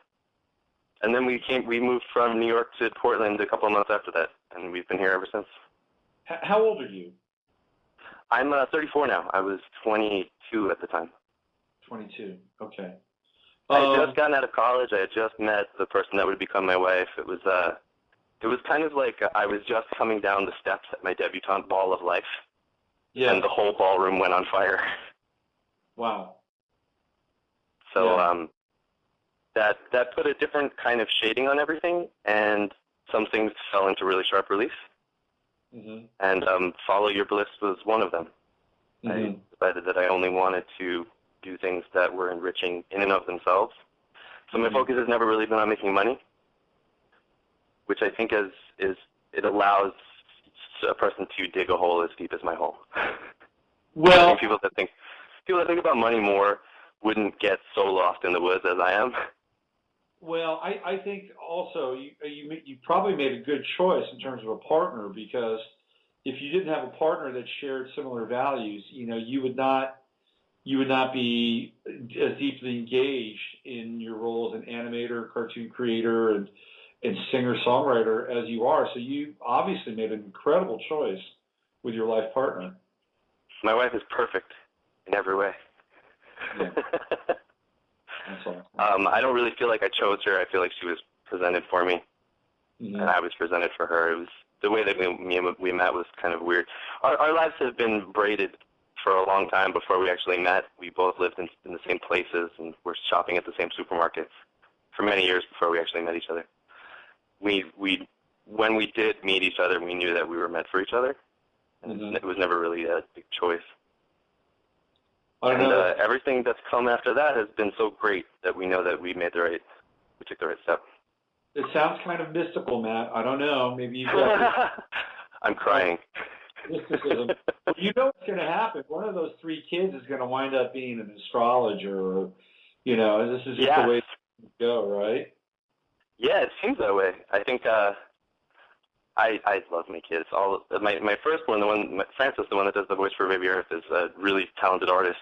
So I get a big kick out of watching her work. Yeah. And the other ones are still quite young, but I'm sure that they're going to get involved in the family circus too. So you are also a singer-songwriter, and you do children's songs too. Is that right? I don't. There's another Matt Clark on the internet that does children's songs. Isn't that weird? That is weird. There are lots of Matt Clarks. There are lots of Matt Clarks that are songwriters, and there are lots of Matt Clarks that are artists. I don't know what you look like, and I saw this other Matt Clark, and I thought, oh, well, this kind of dovetails with the plan. Yeah. I apologize for that. That's not That guy's not me. Isn't that weird? I've been trying to track him down for a long time to kill him, but he's elusive. Do you like his music? He's elusive. I haven't been able to track him down yet. I've been slowly working my way through all of the other Matt Clarks in the phone book, but there are a lot of them. There's the Matt Clark who's an actor too, right? He's Yeah, I think he was on Days of Our Lives or something. I think there are maybe two actors named Matt Clark. It's a really, really packed clubhouse here. And then there's a Matt Clark that plays baseball too, I think, right? I think there was a Matt Clark that played baseball in the major leagues, and there was another Matt Clark that lived in my town when I was growing up, who was a couple of years older than me, who was like a baseball star. Right. His team won some big championship, and they painted his name on a placard at the park, and I used to tell all my friends that was me. He was the other Matt Clark was like the golden Matt Clark of our town. I've known lots of other Matt Clarks. I guess it's a very common name. So that Matt Clark was like your anti-doppelganger or something like that, right? Pretty much, yeah. And I never actually met him. He was a couple of years older than me. I think he went to a different school. So he's just this phantom character in my life. There have been lots of phantom Matt Clarks that always tend to live in the same place that I'm at, doing similar things. I kind of like it. Any kind of inclination that I would have to try and become famous is shot in the foot immediately. Because of so I don't waste any time on it. Yeah, because it's just I'd have to differentiate myself from so many other people that do similar things. Yeah. It encourages me to stay behind the scenes. Now, one could say that, well, Matt, you could remedy this just by adding an E onto the end of the quote. I've been telling people that there's no E on my name habitually for so many years. I think that would get really confusing. I think maybe if I had 2 E's at the end, that would be Clarky. I call myself Man Baby a lot. That tends to be more memorable. People ask, what does that mean? And then I'm in their brain. A lot of my friends call me Man Baby. Well, now that I've made a kind of a semi-fool out of myself by comparing you to somebody that you're not, what else?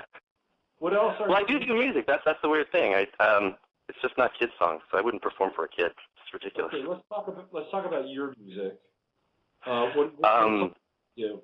I really like the Beach Boys a lot, so I've been trying to make music that's like the Beach Boys lately. I think that choral music is the music of the future, so I like to make choral music, music that has some kind of choral element. I think in the future, that's going to be the main music, like music that's about the human voice. So are you into Polyphonic Spree? Do you like that group? I do, yeah. Because they're kind of like what we're talking about, right? Some ways and somewhat, the big voices and all that stuff. Yeah. I think like secular humanists. Right. I think that the long-term result of that kind of thinking is going to be like a celebration of humans. And the human voice is such a beautiful thing. Yep. And I think that would be a good kind of, to build music around that, rather than to build music around violins or whatever. I wish I had some of your music uploaded. I'd love to play a track. Do you have any of your music on YouTube? Yeah, I do. Do you want me to send it to you? Hold on, I would, but maybe we can actually dial something up right here, right now, through the wonders of the internet. Let's see. Let's do some interneting. The band is called High Chimes. High Times? High Chimes. High Chimes. Okay. High Chimes. Give me a track name. Let's see.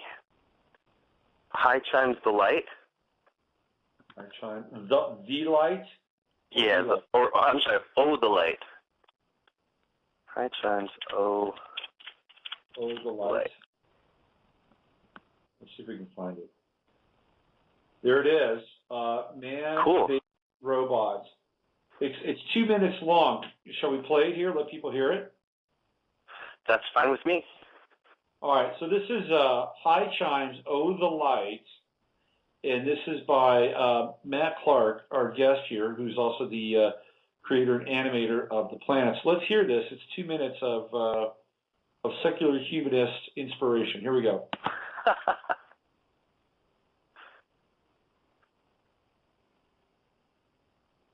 Oh, it's taking sweet time. Why isn't this working? Sometimes it's a very quiet song. I know what it is, man. You know what I have to do? Every now and then, I have to do these stinking updates for my Flash player, and if I don't do it... software updates? Oh. Hold on now. Now, hold on. There's always Firefox, which doesn't play by the same rules. Here we go.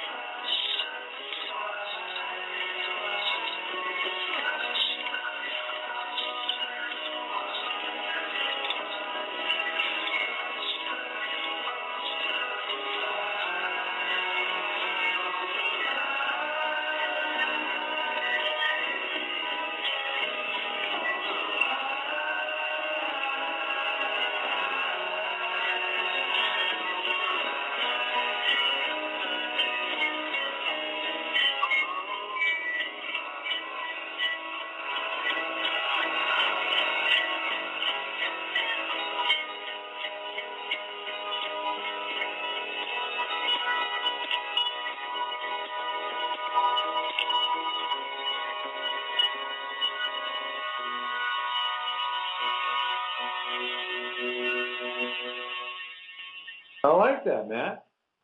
Thanks, Robert. That was cool. So you did the video for that as well? Does that one have a video? What is the video for that one? It has Ronnie James Dio. Oh, yeah, it does. Yes. I took a Dio video and just kind of edited it a little bit so that there would have something accompanying the song. That was really funny. It was very funny.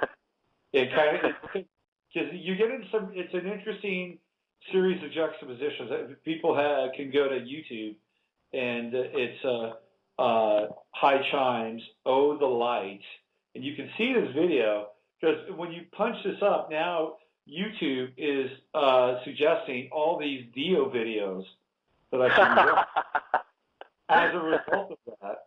But you have this it was a really cool piece. It was almost a kind of Spectrum or spiritualized meets the Beach Boys, and it's an uplifting piece. It's nice. It's uplifting. It's got resonance, and then you've got this God.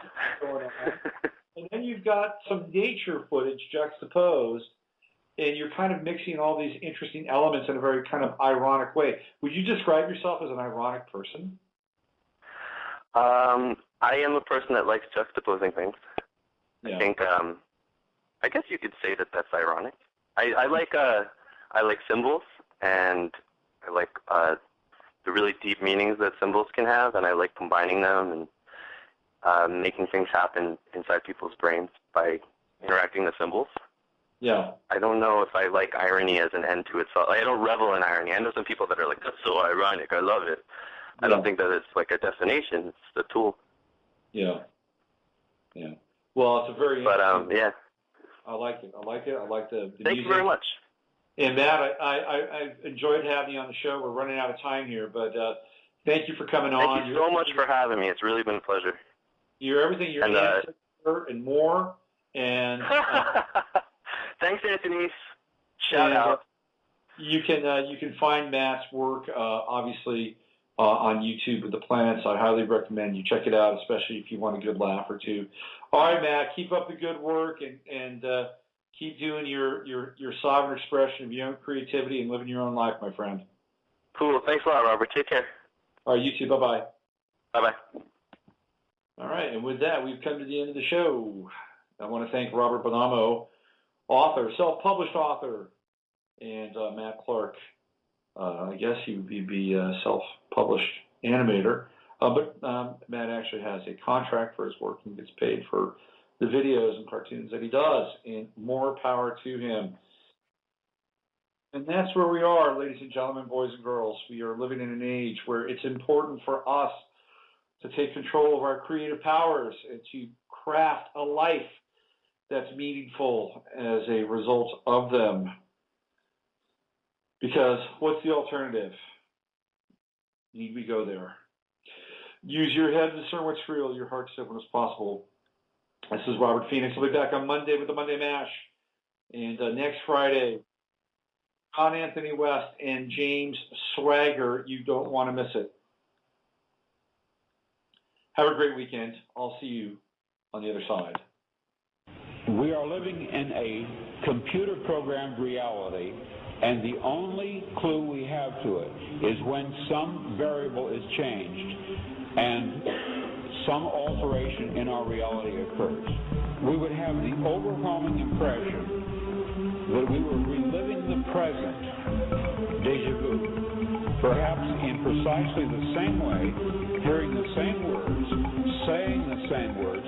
I submit that these impressions are valid and significant, and I will even say this: such an impression is a clue that at some past time point a variable was changed, reprogrammed as it were, and that because of this an alternative world branched off.